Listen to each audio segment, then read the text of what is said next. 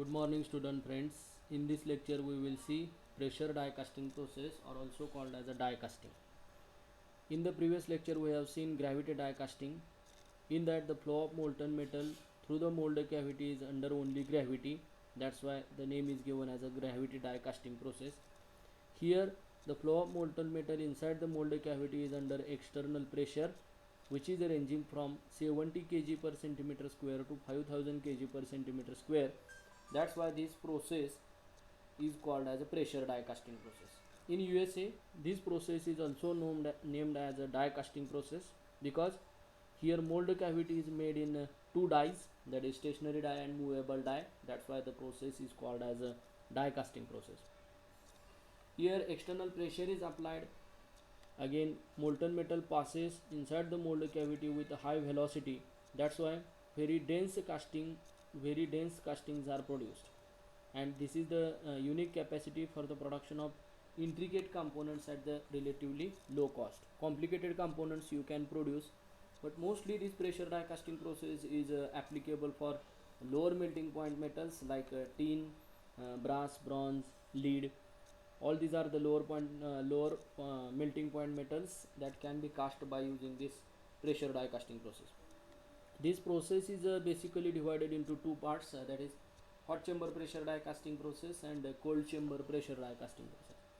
In case of hot chamber pressure die casting process, melting unit means furnace is the integral part of the process. That's why it is called as a hot chamber pressure die casting process. And in a case of cold chamber pressure die casting process, we have to carry molten metal from melting unit to the pouring station. Means melting unit is not integral part of the process in case of cold chamber pressure die casting machine. Again this hot chamber pressure die casting process is classified into two groups, that is air gooseneck or air injection type, that is first, and second is air injection type. Gooseneck or air injection type, that is first, and second one, that is submerged plunger type.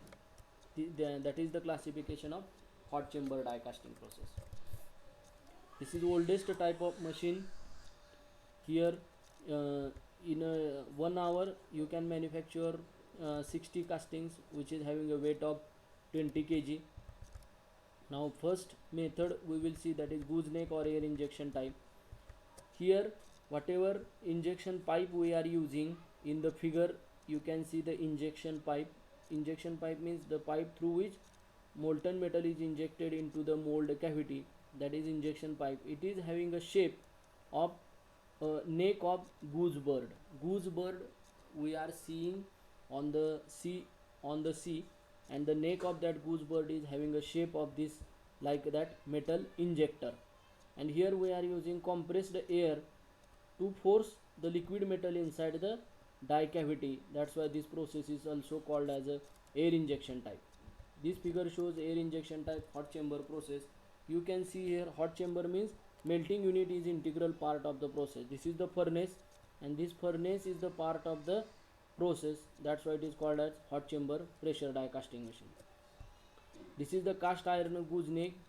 It is so pivoted to this operating link that as and when required I can lower this gooseneck in the downward direction to take the liquid metal inside this gooseneck, and I will raise it and I will connect it to the air line. The cast iron gooseneck is so pivoted that it can be dipped beneath the surface of the molten metal to receive the same when needed. I can move this gooseneck, which is having a shape of neck of goose bird, and this is the metal injector, in the upward and downward direction. In the downward direction we have to move this metal injector to take the liquid metal inside this metal injector, and I will move this in the upward direction so that I will connect it to the compressed air line.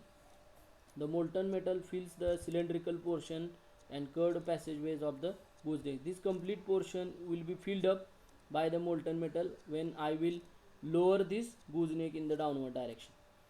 Gooseneck is then raised and connected to an air line so that compressed air will apply pressure. In this case, as melting unit is integral part of the process, less amount of external pressure you have to apply, that is of the order of 30 to 45 kg per centimeter square. and that pressure is applied by the compressed air. This is gooseneck or air injection type. You can see here these are the refractory bricks. Here this is the metal pot in which initially you have to place the solid metal charge. Here burner will carry out the firing. We can use oil or gas fired burner, so that after production of the heat, that heat is used to take this metal in the liquid state. As and when you will check that pouring temperature has been achieved, you will lower down this metal injector and to take the suitable amount of metal inside this metal injector, and we will move this metal injector in the upward direction to connect it to the compressed air line, so that this compressed air will forces the metal inside this die cavity. You can see here mold cavity is made in two dies, that is stationary die and movable die. Movable die is having ejector pins. After solidification of the metal, we have to move this stationary die and movable die from each other. This ejector pin will move in the forward direction, so that you can take out this casting. Here mold cavity is in the form of dies, that is stationary die and movable die. That's why this process is called as a die casting process. This is one type of hot chamber pressure die casting process, that is gooseneck or air injection type. Next one, here after the casting has solidified, the gooseneck is again dipped beneath the molten metal to receive the same, and the cycle is repeated. Now we can see the advantages. It is very simple machine as regard its construction and operation. Pressure required is less in a case of hot chamber pressure die casting process as compared to cold chamber, because melting unit is integral part of the process. Again, in the second part, that is submerged plunger type machine, moving parts are there, which is not present in case of air injection type process. Production rate is lower compared to submerged plunger type, because compressed air will not apply effective pressure on the molten metal. That's why production rate is lower as compared to submerged plunger type process. This gooseneck or air injection type hot chamber die casting process is used in the manufacturing of castings of low melting point metals like zinc, tin and lead. Now second type of hot chamber pressure die casting process is submerged plunger type. We will see that plunger means piston, submerged म्हणजे that is dipped inside the cylinder. Piston cylinder arrangement is there, and this piston is operated by a compressed air. Here this system will apply a effective pressure on the molten metal as compared to air injection type. You can see here melting unit is integral part of the process. That's why this is called as a hot chamber pressure die casting machine. Again, you can see here solid metal charge is placed in this metal container. Burner is there at the bottom. Firing is carried out by using oil or gas fired burners. After generation of the heat, that heat we have to utilize to melt the metal at the same time to increase its temperature. And this is a metal injector. This metal injector is connected to the piston cylinder arrangement. Here small opening is provided. Port means opening through which molten metal enters inside this injector. Now pay attention, when I will move this plunger or the piston in the upward direction, required amount of molten metal is taken through this port inside this metal injector. Required amount of molten metal is taken inside this metal injector when I will move this piston in the upward direction. As and when this metal injector has been filled up completely as per requirement, I will move this plunger in the downward direction to apply the pressure on this metal. Obviously the melting point of the piston is more as compared to the metal which is present in the injector. Here whatever metal parts we are using, all these metal parts are made up of heat resisting metals. Again, they are having more melting point as a metal to be cast. Again, suitable refractory coats we have to apply, so that we can protect these metallic parts from getting damaged due to very high temperature of the metal. Here pressure is applied by the piston on this molten metal, so that metal has been forced inside this mold cavity. Here again the mold cavity is made up of two dies, that is stationary die and movable die. Movable die is having ejector pins. After solidification of the metal, we have to remove the stationary die and movable die from each other to take out the final casting, and this ejector pin will move in the forward direction. This is very important, that is submerged plunger type. piston cylinder arrangement is there. When this piston moves in the position, it opens the port through which required amount of molten metal is taken inside the metal injector.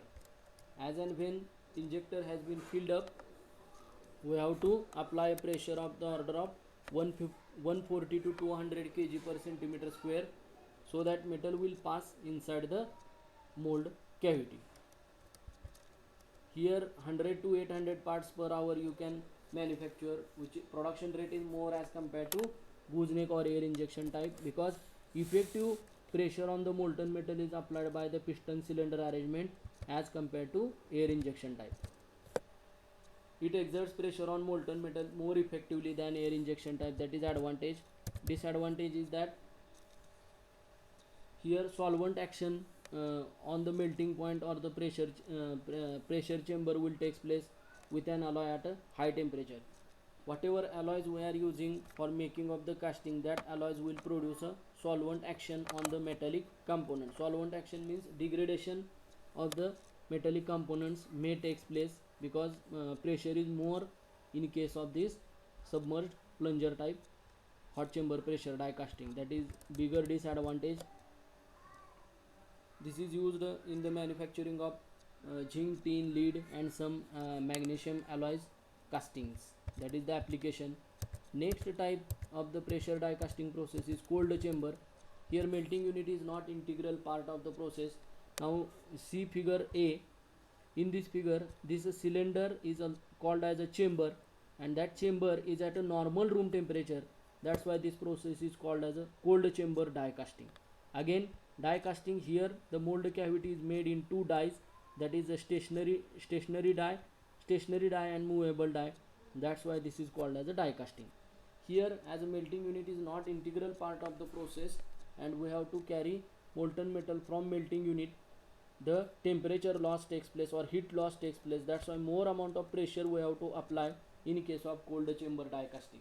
That's why more cost is involved in making the dies, because the die has to withstand very high temperature, at the same time very high pressures of the molten metal as compared to hot chamber pressure die casting.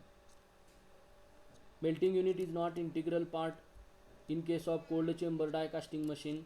Molten metal is brought and poured into the die casting machine with the help of ladle. This ladle is one type of a pouring equipment. This ladle is used to carry the metal from melting unit to the pouring unit. This cylinder, or also called as a chamber, is at a normal room temperature. That's why it is called a cold chamber. Again, pressure on the molten metal is applied by using a piston cylinder arrangement. Core is placed here. If I have to manufacture the hollow casting, I can use a core.